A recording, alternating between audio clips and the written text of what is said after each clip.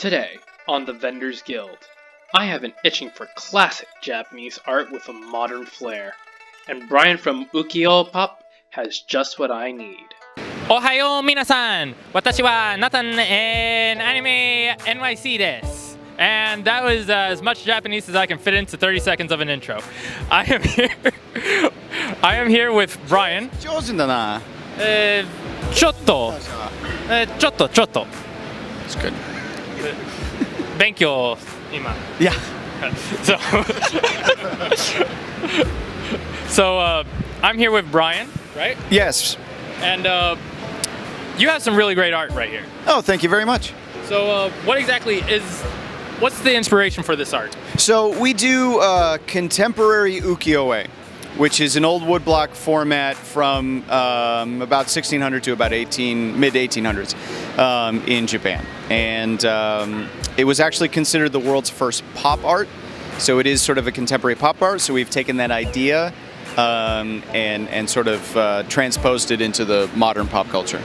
It kind of started as a goof, and then we kind of went from there. So I did live in Japan for a time. I have a pretty in-depth historical knowledge from when I studied there from the Edo period. And as I kind of learned about history, I think there was a lot of parallels that got addressed.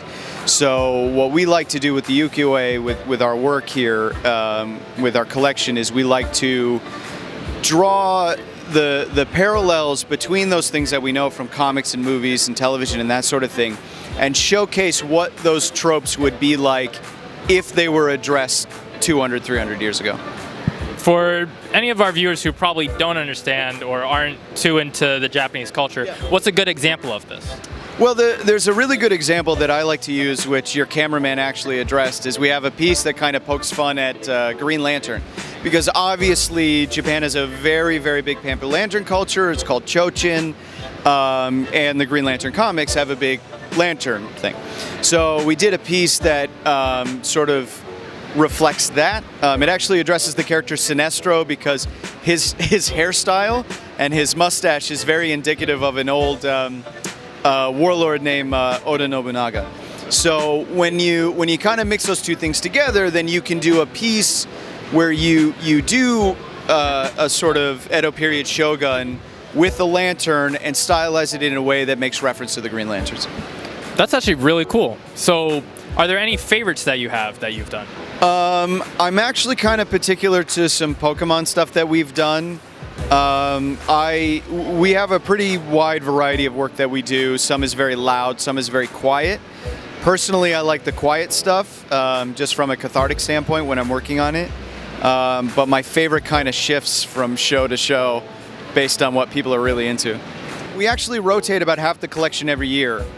So we'll put out a gallery for the entirety of the year, and then we'll swap out. This is actually our last show of the year. And then we'll start up again when convention season starts in March. So for the next 3 months, I'll be working on some new pieces for next year. We'll swap out some of the old stuff, and then next time you see us, we'll have a whole new collection. All right, that sounds great. So for any of our fans who want to follow you online or buy some of your merch, where could we find you? Yeah, so the collection is called Ukiyo Pop. So it's spelled Ukiyo-Pop. Maybe it'll be written down here. Maybe up here. Yeah, so ukiyopop.com is that's the website. That's a great gateway to everything, social media and all that stuff. So if anybody's watching and they never got a chance to see us in person, they can go online and shop online. All right. Well, thank you very much. Appreciate it. And I hope that this comes out to be a great con for you. I love being in New York. I was born here, but I want to go to Japan, so. Oh, go. It's great. If you get a chance to go, definitely go. You hear that, Cadma? Am I on you, Cadma? Is the camera off yet? Are we done? Can I buy one now? Are we done yet?